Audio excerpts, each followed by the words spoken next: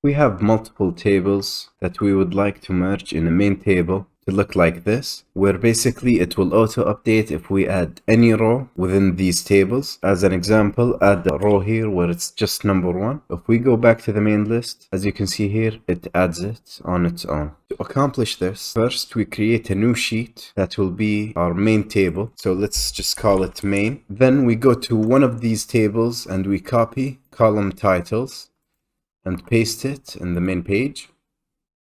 Then the best way I would do it is by making sure that all of these smaller lists are actually tables. So I press Ctrl T inside all of them and make sure to name them as table 1. Here, if we go and highlight it as well, I named it table 2. And so on. There are some advantages to making sure that they're tables, such as making it easier to use in your formulas. The second one is making sure that the list is dynamic, where if we add an entry in one of the smaller ones, it would show up in our main one. So first, we write the function Vstack here. Then let's go back to one of the sheets, and if we select the whole table, it will show up as table 1 in the formula. So now we know that there are 4 tables. So if you just write table or whatever name you chose, you can just add table 1, comma, table 2, and so on, and add all of the tables that you would like to add in your document. Then we close the formula and press enter. As you can see here, it added it all up. And now if we go to one of the sheets and let's say we add an entry where it's 1, 1, 2, 2, press enter.